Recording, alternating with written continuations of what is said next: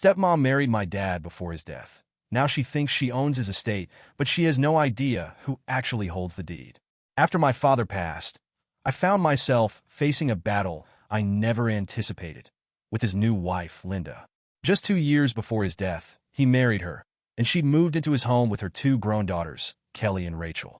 It was obvious, even then, that they saw his house as a new prize. As soon as they arrived, they started changing things, rearranging furniture, redecorating, and even stashing away some of my mom's old belongings. My father, ever the peacemaker, tolerated it, but I could see how uncomfortable it made him. The final straw was when Linda and her daughters began talking about getting rid of Max, my dad's old dog, calling him a nuisance. Max was practically part of the family, and I could tell how hurt my father was. But he stayed silent, and so did I, hoping to keep the peace for his sake. He'd been through enough after my mother's death. But Linda and her daughters didn't realize that the house they were so eager to control wasn't my father's, it was mine. Years ago, when my mother passed, my dad had struggled financially. To help him, I bought the house in my name and allowed him to stay in it rent-free. It gave him security without financial strain, and he trusted me to keep it in the family. He'd always said that he wanted me to have the house when he was gone, and it was our shared understanding. To Linda, however, this was his home, an asset she and her daughters assumed would belong to them someday. I never felt the need to explain the real situation, hoping that once they saw the title, they would understand. But after my father's passing, it became clear that Linda had other plans. She began to act as if the house was her own, inviting family and friends over, redecorating again, and making changes without a second thought. A few days after the funeral, it became unbearable. I watched as Linda welcomed her friends into my father's home, giving them tours and boasting about the space as though it had always been hers. Her daughters followed suit, practically treating the place as their personal playground, each claiming a bedroom and filling the house with their belongings. Finally, I couldn't hold back any longer. I asked Linda and her daughters to sit down for a talk. They seemed surprised, as if I'd interrupted their perfect new life, and I could see the suspicion in Linda's eyes as she glanced at Kelly and Rachel. "I want to talk about the house," I began, choosing my words carefully. "You see, it's actually mine. I bought it years ago, after my mom passed, to help my dad out financially. He's been living here, but legally, the property is in my name." The shock on their faces was almost comical. Kelly looked at Rachel, both of them frozen, as if they were processing what I'd just said. Linda, however, wasn't one to sit quietly. "What are you talking about?" she demanded, narrowing her eyes. "This was your father's home. He wanted us to live here. He wanted us to have a place to feel safe." "I understand that's what you might think," I replied, keeping my tone steady, "but the title is in my name. And now that Dad's gone, I'll need you to either start paying rent or find another place to live." Linda's face turned red, and she was speechless for a moment, struggling to find words. "Your father would have wanted us to stay," she finally said, her voice rising. "He promised me we'd always have a place here." I shook my head. "I'm sorry, Linda, but there's no legal basis for that. There's nothing in his will about the house, and there's nothing on the title that says it belongs to him, or to you. I bought it, and I'm the owner. I know this is a shock, but those are the facts." Linda shot up from her seat, her expression a mixture of rage and disbelief. "This is absurd. We've lived here for years, and you expect us to just leave?" She threw a glance at Kelly and Rachel, who were glaring at me, backing up their mother with silent anger. Rachel was the first to speak. "You're telling us we have to pay rent to live in the only home we have left," she spat, her eyes filled with fury. "This was our stepfather's house. We've been living here. How can you expect us to just pack up and go?" I took a deep breath, trying to remain calm. "I understand that you've been living here," I replied, "but this was an arrangement for my dad, not for you. He wanted to be comfortable, but he also trusted me to keep the house in the family. It was never intended to become someone else's property." I paused, giving them a moment to absorb the information. "If you'd like to stay, we can discuss a rental arrangement. Otherwise, I'll give you some time to find a new place." Linda was seething. "We're not going anywhere," she said firmly, crossing her arms. "I don't care what the paperwork says. He promised me this home. He would have wanted me and my daughters to be taken care of. I'm sure of it." She stood up abruptly, storming out of the room, her daughters trailing behind her. As they left, I could hear Kelly muttering something about family betrayal, and Rachel slamming a door as they went. I sat alone in the living room, taking a deep breath as the weight of the confrontation settled over me. I knew Linda was angry, but the entitlement she showed left me stunned. She seemed genuinely convinced that my father's home should belong to her, despite the fact that I was the one who'd bought it, who'd maintained it, and who'd ensured my father could live here in peace. Linda's reaction made it clear this wouldn't end with a simple conversation. As I heard her angrily recounting the events to Kelly and Rachel down the hall, I realized that I'd just ignited a battle that was far from over. A week after our tense conversation, I received an unexpected notice in the mail. Linda was suing me for rights to the house. She claimed that as my father's widow, she and her daughters had the right to remain there, arguing they had invested in the property and built their life around it. I was floored. Linda and her daughters had barely been in his life for 2 years. Yet here she was trying to claim the very home my dad and I had shared, the one I'd bought specifically for him. The entitlement was staggering. My anger simmered as I read her claims, realizing the lengths she was willing to go to secure her hold over the house. I contacted my lawyer immediately, who reassured me that as the legal owner, I had a solid case. However, he warned me that battles like these could drag on, especially with Linda playing the role of the grieving widow. They'll try to make it emotional, he said, to claim that they have a right to stay because your father would have wanted them to. But legally, they don't stand a chance. His words gave me some comfort, but the thought of Linda and her daughters squatting in my home as if nothing had changed filled me with resentment. I'd hoped they'd have the decency to accept reality, but Linda seemed determined to fight. As the weeks passed, the tension only grew worse. Linda and her daughters continued to live in the house, ignoring any pretense that they might eventually have to leave. Whenever I visited to check on things, I was met with cold stares and whispers. Kelly and Rachel would glare at me from across the room, muttering under their breath as I entered. Linda would plaster on a sympathetic smile and try to reason with me, saying things like, "It would be simpler for everyone if you just signed the house over." She'd insist, almost sweetly, that my father would have wanted her to feel secure, and that it was my duty to honor his wishes. But her attempts to manipulate me were transparent. I knew that her pleas had nothing to do with my father and everything to do with maintaining her own comfortable lifestyle. "Linda, my father never made any promises about this house," I told her firmly during one of her attempts to sway me. "It's mine, and you know it. If you're not prepared to come to a fair agreement, then you'll need to leave." Her expression hardened, and for the first time, I saw the anger in her eyes. "You don't get it, do you?" she said quietly. "You're acting like this is just a property, but it's our home now. My daughters have nowhere else to go. This house means stability for us." I took a breath, struggling to keep my voice steady.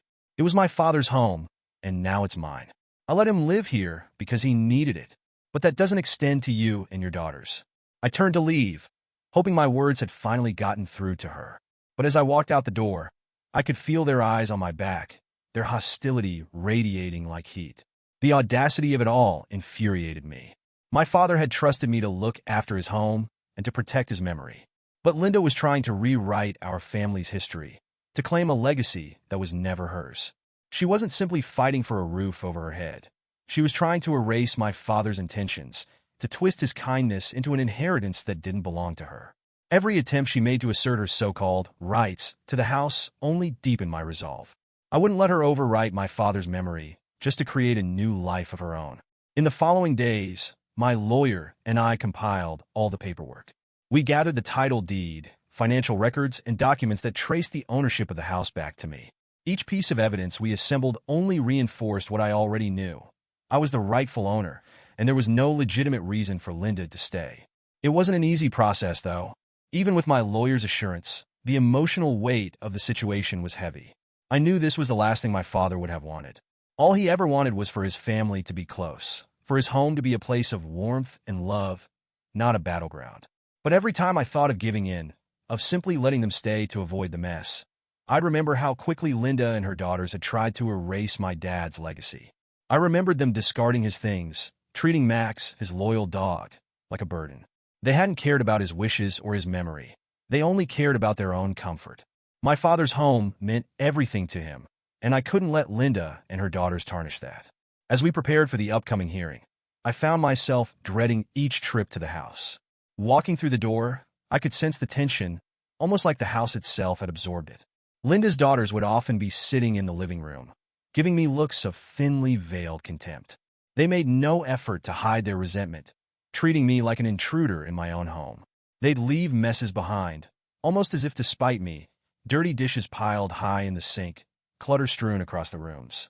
It felt surreal, knowing that these people, who had only been in my father's life for 2 years, were now claiming his house as their own. One day, Kelly blocked me in the hallway, her arms crossed. "So, are you really planning to go through with this?" she asked, her tone icy. "Throwing us out onto the street? Some family you are?" I stared at her, taken aback by the accusation. "This isn't about family, Kelly. It's about respect. This was my father's house, and now it's mine. You and your mother have no right to take that from me." She scoffed, rolling her eyes. "Respect? You don't know the first thing about it. My mother deserves this. She was there for your dad when you weren't." Her words stung, but I kept my face impassive. "I was there for my dad when it mattered," I replied quietly. "And I'm not going to let you or anyone else take that from me." She glared at me, her silence laced with disdain, and then turned on her heel, storming off down the hall. I watched her go, feeling a surge of both frustration and sorrow. These people were strangers to me, yet here they were, accusing me of betraying my father's memory, when I knew that he would have never wanted them to stay. Finally, the hearing date arrived. I walked into the courthouse with my lawyer, feeling both dread and determination. Linda was there with her daughters, all dressed in somber black, looking every bit the part of a mourning family. I saw Linda exchange a confident smile with her lawyer, as if she were sure she'd win. But as the proceedings began, it quickly became clear that she was on shaky ground. Linda's lawyer argued that as my father's widow, she had the right to his estate, painting her as the heartbroken widow clinging to the last piece of her husband's legacy. But my lawyer countered with the facts. The property had been mine long before she came into the picture, and there was no legal precedent for her claim. The judge listened carefully, his expression impassive, but I could see the doubt forming in Linda's face as her lawyer stumbled over each weak argument. When it was my lawyer's turn, he presented the deed and financial records showing that the house had always been in my name. Linda's face paled as each document was reviewed, the reality settling in. After hours of arguments and counter-arguments, the judge adjourned without giving a ruling. Linda and her daughters left the courtroom in a huff, their anger barely contained. As they passed me, Linda shot me a look of pure hatred, muttering under her breath, "You'll regret this." But as I watched her walk away, I felt a strange sense of calm. This fight wasn't over, but I knew I was standing up for my father's memory, for everything he'd worked for. No matter how long it took, I was ready to defend what was rightfully ours. The first court hearing was even more tense than I'd anticipated. Linda arrived in a dark suit, flanked by her daughters, who looked determined but nervous. Each of them carried folders, and the sight of those documents gave me a flicker of unease. It was ridiculous, really. Linda was clearly grasping at straws, and I knew my case was rock solid. But the sight of her lawyer's confident smirk and the rehearsed looks on their faces made me wary. This was a performance for them, and I was their target audience. When the hearing began, Linda's lawyer started with a prepared statement that was almost laughable in its exaggeration. He painted Linda as the devoted widow who had poured her heart and soul into my father's home, transforming it with love and care. He spoke of how she'd invested significant time, effort, and resources to make it a welcoming home for my father, and he argued that as his widow, she was entitled to stay in the house to honor his memory. I clenched my jaw, trying to keep my expression neutral, even as he used my father's memory as a pawn in Linda's desperate bid to secure her hold on the house. Linda's lawyer then motioned for Kelly and Rachel to step up, each holding stacks of receipts, which they handed over with exaggerated solemnity. Kelly, the older of the two, began reciting a list of improvements they claimed to have made to the house. New curtains, cleaning supplies, a rug for the living room. She claimed they'd purchased these items to make the house feel more like a home, as if that somehow justified Linda's entitlement to the entire property. Rachel followed, bringing out photos of small items they'd bought and decorating changes they'd made, all with the intent to support their claim that they'd invested in the house. My lawyer was prepared.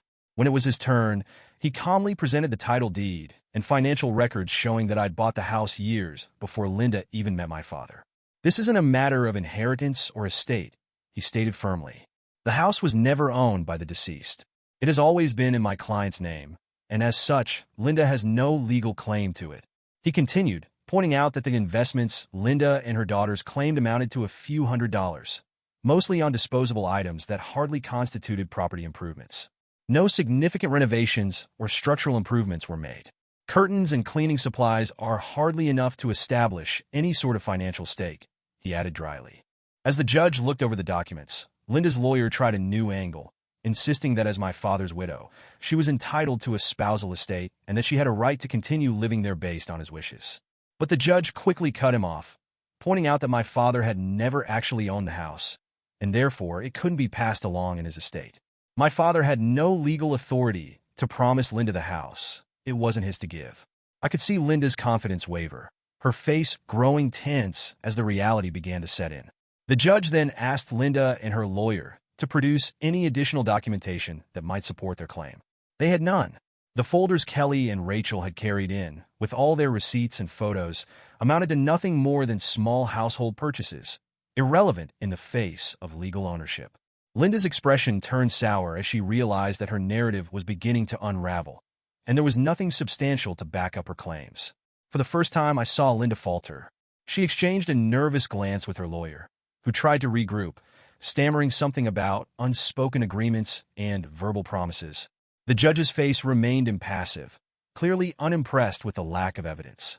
He looked at Linda and said, "You're claiming a right to this property, but without any supporting documentation, there's very little basis here to continue with this argument." I watched as Linda's lawyer attempted to salvage what was left of their case, pleading for one last chance to gather additional evidence to prove their stake. The judge nodded reluctantly, allowing Linda and her lawyer 2 more weeks to produce any supporting documents. There was no ruling that day, but the implication was clear. The evidence was stacked firmly on my side, and Linda's case was weakening with every argument.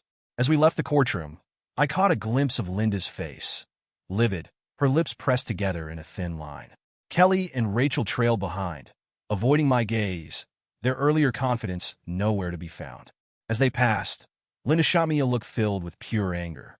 "This isn't over," she muttered. I held her gaze, refusing to let her see my own unease.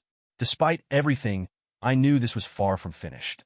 The next few days were filled with a strange mix of relief and dread. On the one hand, the hearing had made it clear that the facts were on my side, and Linda's claims were weak at best. But I couldn't shake the feeling that she would try something else, something more desperate. I didn't know what that could be, but the image of her bitter expression in the courtroom stayed with me, a reminder that she wasn't going to walk away without a fight. The days dragged on, as I waited to hear what Linda's next move would be.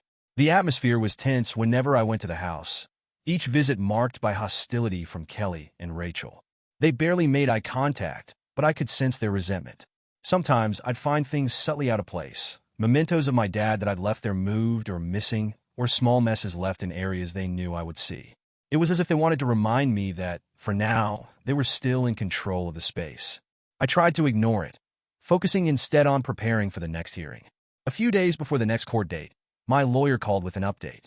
Linda had submitted additional evidence, more receipts, including some for repairs on minor things like a faucet and lawn care.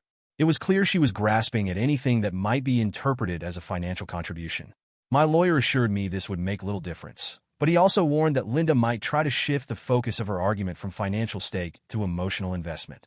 At the next hearing, Linda's lawyer played up the role of the heartbroken widow, emphasizing Linda's emotional connection to the home and arguing that it was more than just a property to her and her daughters. He spun a story of how the house was Linda's last link to her husband, the place where she and her daughters had built memories with my father. I could barely listen to it, the audacity of his words gnawing at me. I knew it was all an act. Linda had done nothing but disrupt my father's life and turn his home upside down. She'd made no attempt to respect the memories he cherished there. The judge, however, seemed unaffected by the theatrics. He asked for documentation again, and Linda's lawyer was forced to repeat the same weak evidence as before. My lawyer pointed out that emotional connections didn't constitute ownership and reiterated that the house had never been in my father's name. Once again, the judge seemed to side with the facts, and by the end of the hearing, Linda's case looked even shakier. As I left the courtroom, I felt a mixture of exhaustion and relief.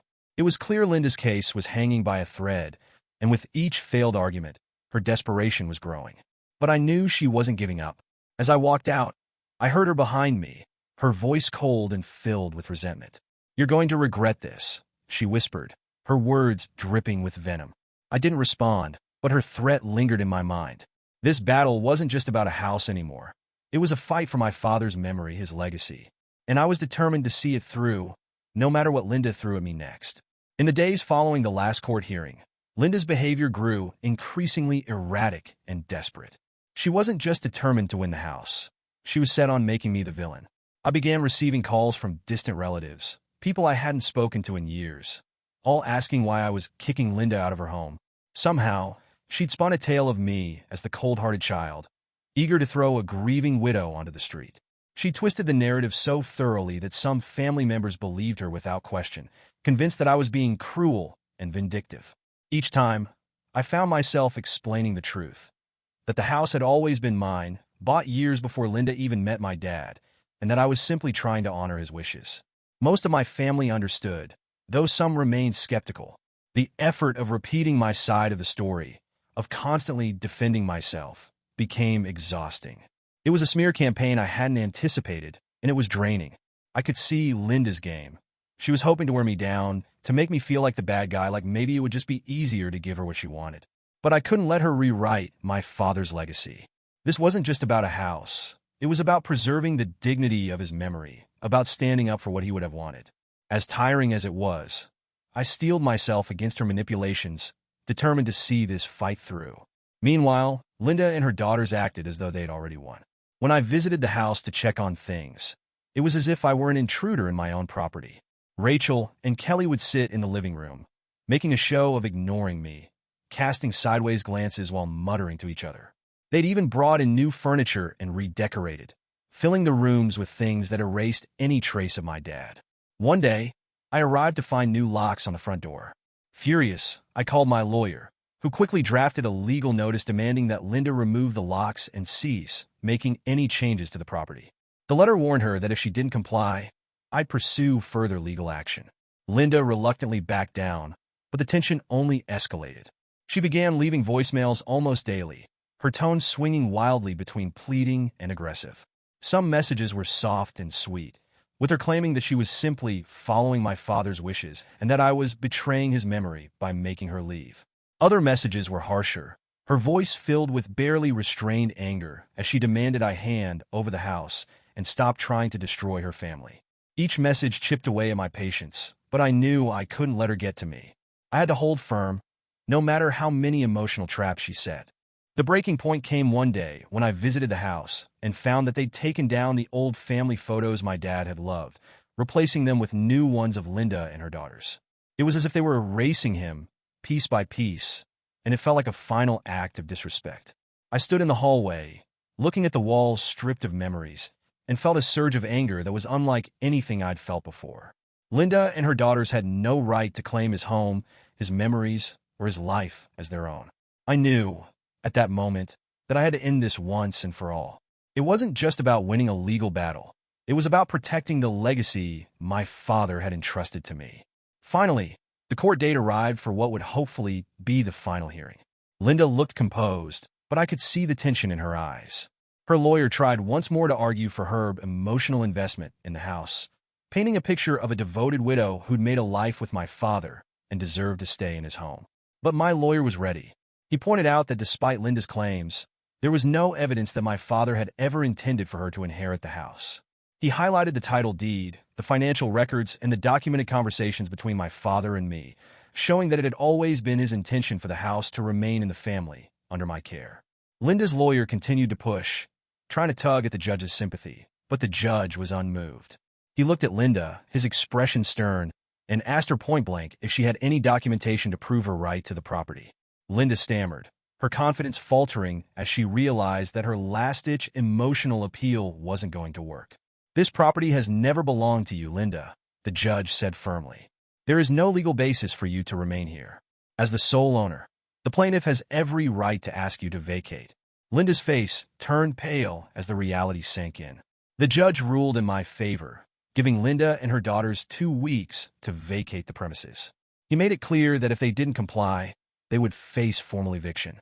Linda's expression morphed from shock to fury as she processed the ruling. Her daughters looked equally stunned, their carefully maintained composure shattered. As they left the courtroom, Linda shot me a look of pure rage, as if she were silently promising revenge. I kept my expression steady, refusing to give her the satisfaction of a reaction. But inside, I felt a profound sense of relief. After the ruling, the weight that had been pressing down on me for months began to lift. I'd won, but it hadn't come without a cost. The energy I'd spent fighting for my father's memory, defending his home from Linda's manipulations, had taken its toll. As I walked out of the courthouse, I knew that this battle had changed something in me. I was no longer simply a caretaker of my father's home. I was now its rightful protector, someone who had fought to preserve its history and dignity. In the days that followed, I received messages from family members who'd supported Linda, most of whom now expressed their apologies, saying they hadn't realized the full extent of her deception. It was a small consolation, but it reminded me that I hadn't been alone in this fight. Friends and family who knew the truth had stood by me, offering support in ways big and small. Their messages helped, but they couldn't erase the bitterness left by Linda's betrayal. 2 weeks later, the day finally arrived for Linda and her daughters to leave. I showed up at the house with my lawyer to ensure everything went smoothly. To my relief, they packed up and left without a scene, but the house was hardly in the state I'd remembered. They'd left behind messes, trash scattered throughout the rooms, and minor damages that spoke to their resentment. Light fixtures were broken, paint had been scratched, and a few pieces of furniture had been overturned. It was as if they'd left a final mark of defiance, a reminder of the chaos they'd tried to impose on my father's home. I walked through each room, taking in the damage. It would take some work to restore the house, but I didn't mind. For the first time in what felt like forever, the space was quiet. There were no whispers, no glances of disdain, no tension hanging in the air. This was my father's home again, a place of peace and memory, no longer tainted by the greed and entitlement that Linda and her daughters had brought with them. As I stood in the empty living room, I felt a profound sense of closure.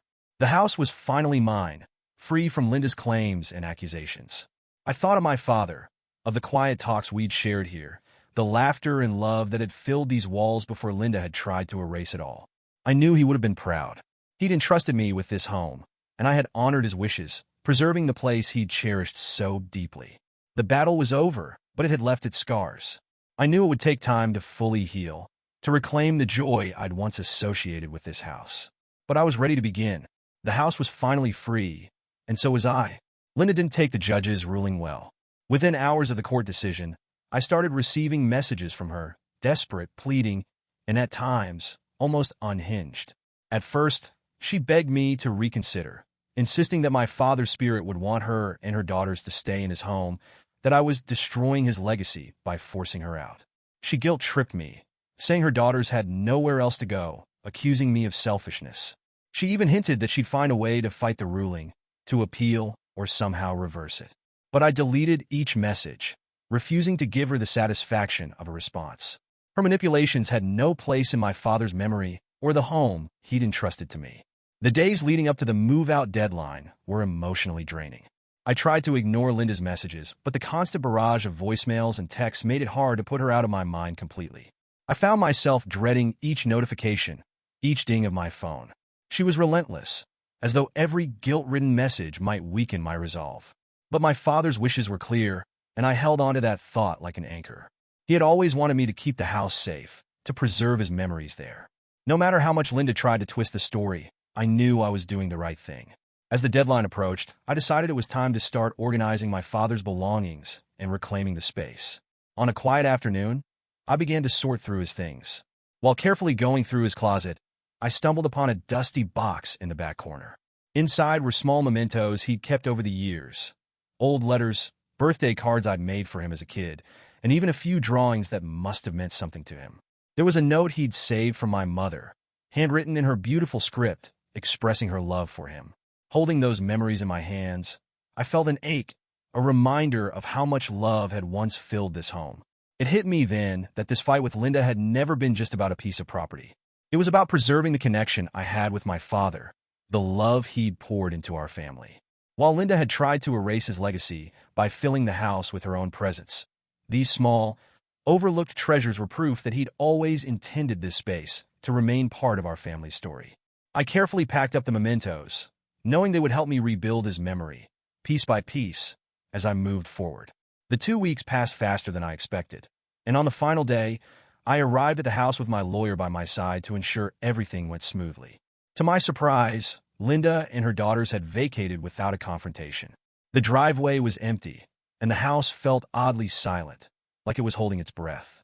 I unlocked the door and stepped inside, half expecting Linda to be there, defiantly standing her ground one last time. But the rooms were empty, her furniture gone. It seemed, at least for now, that she'd accepted defeat. As I walked from room to room, a sense of relief began to wash over me, though it was tinged with a hint of sadness. The house felt different, as if it had exhaled along with me, finally free from the tension and manipulation that had seeped into every corner. But as I moved through the space, I noticed the spiteful little traces Linda had left behind. Scuffed walls, broken light fixtures, and the paint in the hallway scratch where furniture had been dragged roughly. It was petty, but somehow it didn't surprise me. Even in her defeat, she'd left her mark, a final attempt to remind me of the chaos she'd brought into my father's home. Standing in the living room, I took a deep breath, taking in the quiet and the emptiness. Linda's final act of defiance didn't matter anymore. The house was mine again, and for the first time in years, I felt a sense of peace settle over me. The mementos I'd found, the memories I still held, reminded me that my father's love and legacy were stronger than anything Linda could leave behind. This house, with all its history and meaning, was still my family's, still his, and now it was finally truly safe. With Linda and her daughters finally out, the house felt like it could breathe again. I spent the next several weeks restoring it to the way my father would have remembered, reclaiming it room by room. The first task was repainting the walls and repairing the damage Linda's family had left behind. Each brushstroke felt like an act of renewal, a way of erasing their bitter presence. As I patched up scuffs and replaced broken fixtures, I could almost feel my father's spirit lightening, as though he, too, was watching his home return to a place of warmth and care. Piece by piece, I added back the little touches that had made it feel like a family home. I pulled out the old photo albums, the memories of birthdays, vacations, and quiet Sunday afternoons. There was a wall in the living room where my parents' wedding photo had once hung, and I decided to create a new family photo wall there, honoring them. I framed old pictures of my mom and dad together, some of my grandparents, and a few of my childhood snapshots. Looking at that wall, filled with images of love, family, and continuity, I felt like I was bringing my father's spirit back to life within these walls. Then, one afternoon, as I was finalizing the photo wall, I got an unexpected message from a distant cousin. She was hesitant at first, but then explained that Linda was reaching out to extended family, trying to rally support for a wrongful eviction lawsuit. My cousin said that Linda was telling people I had tricked my father into signing over the house, making it sound as though I'd taken advantage of him in his later years. The story was so absurd that I laughed, unable to believe anyone would buy into such an obvious fabrication. Linda was grasping at straws, creating a ridiculous narrative to try and turn the family against me, even after her defeat in court. Though most of my family saw right through Linda's lies, her latest attempt stirred up a whirlwind of emotions. Anger, frustration, and a lingering sense of betrayal all flared up as I thought about how far she was willing to go. It was infuriating to realize that even after the court had ruled in my favor, she was still trying to chip away at my father's legacy. I explained to my cousin the real story, how I had bought the house years ago, how my father and I had arranged for it to stay in the family, and how Linda had manipulated her way into his life and tried to seize control after his death. My cousin was horrified and assured me that she and most of the family supported me fully, recognizing Linda's actions for what they were, a desperate attempt to cling to what she'd lost. While I was grateful for the support from my family, the whole ordeal was a stark reminder of just how far Linda was willing to go to take what wasn't hers. I realized then that this battle might not be over. Not completely. Linda was persistent, and if she was trying to twist the family's perception of me now, who was to say she wouldn't try something else down the line? I wasn't going to live in fear, but I also knew I couldn't afford to be complacent. The house was mine, and I intended to keep it that way, safe from any further attempts by Linda to worm her way back in. To protect my home and my peace of mind, I doubled down on securing the property. I installed an alarm system and added security cameras at each entry point. The thought of cameras watching the front porch and driveway gave me a sense of comfort I hadn't felt in months. I also made sure the title and all related paperwork were safely stored in a fireproof, tamper-proof safe, along with a record of every legal document from the court proceedings. This house was my father's legacy, and it was now mine to protect.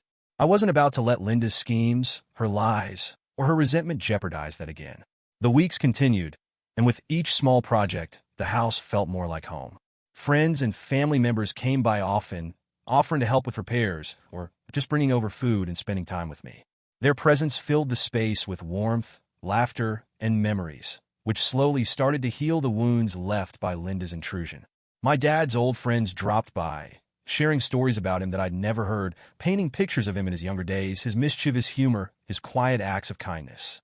They reminded me why I'd fought so hard, because this home was more than bricks and mortar. It was a part of who he was. One day, as I stood in the kitchen after hanging the last picture, I felt an overwhelming sense of peace settle over me. This was what my father had always wanted, for his family to be close, for his memory to live on in the home he cherished. Linda's attempts to erase him from this place had failed. Every corner of the house now reflected his presence, and I knew that no matter what Linda did, she could never take that away. Life slowly returned to normal. I began to sleep better, waking up without that gnawing anxiety I'd carried for months. The house felt safe again, solid and secure, a true sanctuary. I no longer felt the need to look over my shoulder or brace myself for another unexpected attack from Linda. I had finally reclaimed my father's home, and in the process, I felt like I'd reclaimed a piece of myself, too. Occasionally, I'd hear from family members that Linda was still spinning her tales of wrongful eviction to anyone who'd listen, but her audience was shrinking. Most of the family had distanced themselves, unwilling to buy into her lies, and I found that her efforts to smear my name no longer mattered. This was my house, my father's house, and no amount of Linda's bitterness could change that. The physical barriers I put in place, the cameras, the alarm, the fortified locks, felt like a final line of defense, but more importantly, the love and warmth I'd poured into the house created a kind of shield that no bitterness or manipulation could ever breach. In reclaiming this house, I'd reclaimed my father's memory, and I'd found a new strength in myself. The struggles with Linda had tested me in ways I hadn't expected, but I came out on the other side knowing that I was capable of defending what mattered most. I felt ready to leave the bitterness behind, to let go of the anger Linda had stirred up, and to fully embrace the home I'd fought so hard to protect. Months passed, and life at the house finally began to feel settled, calm, almost like the storm with Linda had never happened. Each improvement I made felt like reclaiming a piece of the home my father had loved. I tackled small projects here and there, fixing up the garden, polishing the woodwork, repainting the rooms. Little by little, the bitterness of the past year faded, replaced by a quiet pride in preserving the space he'd cherished so much. Friends and family visited more often, bringing laughter, memories, and even their own tools to help with the work. The house filled with warmth again, and the walls, once a silent witness to tension, now seemed to echo with life and love. Linda, for the most part, had gone quiet, though occasionally I'd hear through family or mutual acquaintances that she was still telling her story of wrongful eviction to anyone who'd listen, claiming that I'd cheated her out of her rightful place. I no longer felt anger at her stories, though. Without any legal claim, her words were meaningless. People saw through the lies. Most of the family had heard the real story, and those who didn't know the whole truth had grown weary of hearing from her. With time, her attempts to stir up trouble faded into the background, and I focused on moving forward, finding comfort in the memories my father and I had created in the home we'd shared. One afternoon, while visiting a friend, I mentioned my father's old dog, Max, and the house felt empty without a furry presence. My friend suggested I visit a local shelter just to look, and though I went with no real intention of adopting, as soon as I stepped into the shelter, a young dog with big, hopeful eyes caught my attention. He was quiet, almost timid, but as I knelt down, he rested his head against my hand, and something in me clicked. It felt like fate, like my father would have approved. Max had been his loyal companion, and in some strange way, this dog felt like he could continue that legacy. I filled out the paperwork and brought him home the same day, naming him Buddy. As soon as he padded into the house, I knew I'd made the right choice. He seemed to sense the spirit of the place, moving through each room with a gentle curiosity, settling into the spaces that once had been Max's. Buddy quickly became part of my routine, joining me for walks, lounging by my feet while I read, and sitting with me on the porch in the evenings, watching the world go by. His presence made the house feel even more like home, filling it with a new layer of comfort and companionship that felt right, as if a missing piece had been restored. Buddy brought more than just joy. He brought a grounding calm that I hadn't realized I'd been missing. With him around, the house felt more complete, a place of both old memories and new beginnings. He had a quiet, gentle way about him, as if he understood that this house had been through its share of upheaval. Having him there reminded me of my father's deep love for Max and how much joy a dog had brought into his life. Buddy was a connection to that past, but also a fresh start, a way to move forward while still honoring the history of the home. As the seasons changed, I began to feel that the house had truly settled into its own rhythm again. I no longer braced myself for unexpected drama or unsettling messages. It felt like the home was finally ours, free of Linda's bitterness. Friends and family dropped by often, admiring the changes and remarking how much the house felt like my father's again, as though it had reclaimed its original spirit. We'd spend hours in the backyard, hosting quiet gatherings that echoed with laughter, sharing stories about my father and Max, keeping their memory alive in the best way we knew. With Buddy by my side, I found myself focusing less on the battles of the past and more on the memories I wanted to build. On quiet evenings, I'd sit on the porch with Buddy curled up at my feet, looking out over the garden, feeling a deep sense of peace. The anger and resentment that had once clouded my thoughts faded, replaced by a gratitude that I could carry forward what my father had left behind. This house, once a battleground, had become a place of solace and strength again. In time, I realized that Linda's actions, her manipulations, and her attempts to sow discord had lost all meaning. She was just a figure from a painful chapter that had closed. If she continued spreading her wrongful eviction story, it was her burden to carry, not mine. She'd chosen bitterness, but I'd chosen to preserve my father's memory with love, care, and resilience. The difference between us became clearer each day. And as I looked at the life I'd built in the home my father had entrusted to me, I knew I'd chosen the path that truly honored him.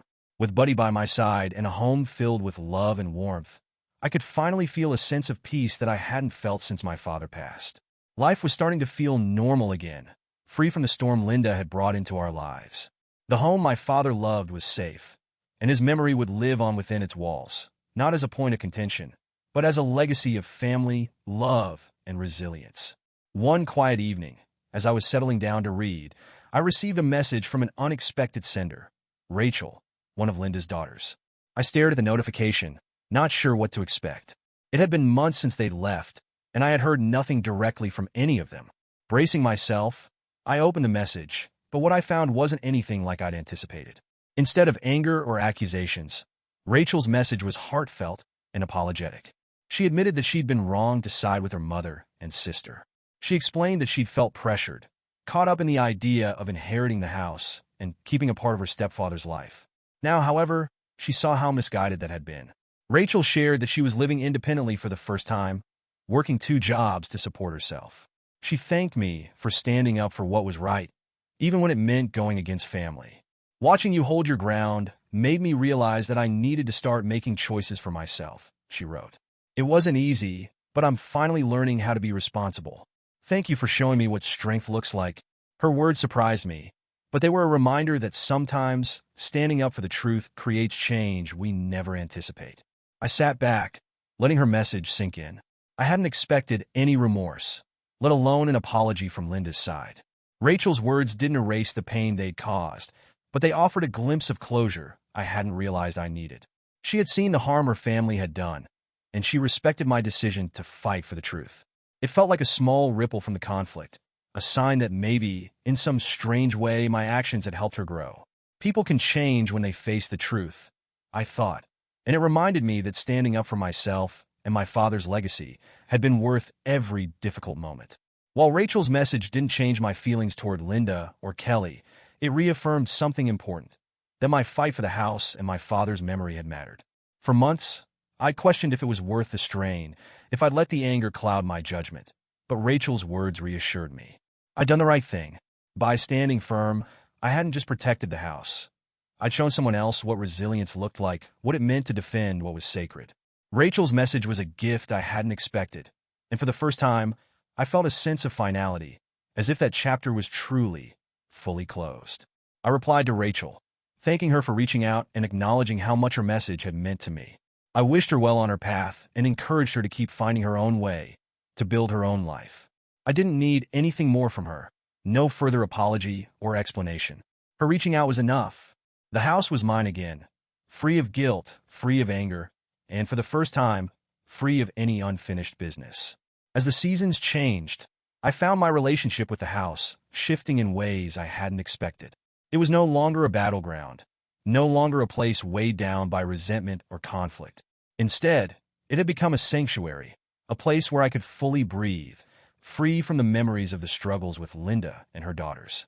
My visits became less about making repairs and more about embracing the space, truly inhabiting the home as my own. It was liberating to walk from room to room without feeling the weight of the past pressing on my shoulders, to enjoy each corner of the house as a fresh chapter, not a reminder of a battle fought. I started inviting friends over, filling the house with the warmth and laughter it had been missing for too long. We'd gather for dinners in the dining room, share stories by the fireplace, and spend hours around the table, filling the space with new memories. I even hosted a few small gatherings, something I hadn't done since my father passed. Watching my friends and family enjoy the home made it feel alive again, a space that was no longer defined by the struggles of the past, but by the joy of the present. I hung up new artwork, rearranged furniture to suit my style, and added my own touches to each room. The house finally felt like it was mine in every way, a true home, not just a place I had defended. One afternoon, while sorting through a few last boxes in the attic, I stumbled upon an old photo of my dad with Max, taken in the backyard on a bright, sunny day. In the photo, he had the biggest smile, and Max was right at his feet, looking as happy as ever. It felt like a gift, a quiet reminder that in some way, my father was still here. His presence was woven into the fabric of the house, in every room and every memory. I framed the photo and placed it on the mantel, where it could watch over the home he had loved. Seeing it there brought a sense of peace that I hadn't felt since the whole ordeal with Linda began. Despite everything, I'd been able to keep his memory safe. With each passing day, Linda's memory faded further into the background. Her schemes and manipulations were part of a painful chapter, but they no longer haunted me. They'd become like the distant echoes of a storm that had finally cleared, leaving behind a sky washed clean and bright. Her efforts to take over my father's home, to erase his legacy, were nothing more than a memory, a reminder of what I'd fought through. I realized then that I'd done exactly what my father would have wanted. I'd protected the home he loved and preserved the legacy he'd entrusted to me. As I looked around the house, filled with new laughter and old memories, I felt an overwhelming sense of gratitude. The journey to reclaim this home had tested me in ways I hadn't anticipated, but it had also strengthened me, giving me a deeper understanding of what it meant to protect what mattered most. The house was no longer just a link to my father. It was a testament to resilience, to love, and to the legacy he'd left behind. I was finally at peace with the journey that had led me here, and for the first time, I looked toward the future with a quiet confidence, knowing that this home, and the memories it held, would always be a part of me. Now, each day feels like a blessing. This house stands as a testament to resilience and love, a space that holds my father's memory without carrying the weight of past conflicts. I wake up each morning feeling a profound sense of peace, knowing that this home, once a source of tension, is now a haven filled with warmth and joy. I take comfort in honoring his memory in small ways, tending to his garden, arranging his favorite books on the living room shelves, and spending quiet evenings in the cozy spaces where he once sat, surrounded by memories that now bring me comfort rather than pain. Some days, I find myself reflecting on the journey that brought me here. The twists and turns, the moments of heartache and betrayal. It's all part of the story, but it no longer defines me. I've made peace with Linda and her daughters, not by forgetting, but by releasing the hold they once had over my heart. Forgiveness wasn't about excusing their actions. It was about reclaiming my own sense of happiness. By letting go of the anger, I've opened myself to the joy of truly living, of embracing the present without looking back. This journey has taught me that true family is defined by love, not by blood. My father's legacy lives on not just in this home, but in the quiet strength he instilled in me. The strength to fight for what's right and to carry his memory forward with pride. And as I look toward the future, I know that whatever comes next, I have everything I need right here in this house. The home we built together, the home I now carry forward. It's more than a structure. It's a living memory of love, resilience, and the powerful bond we shared.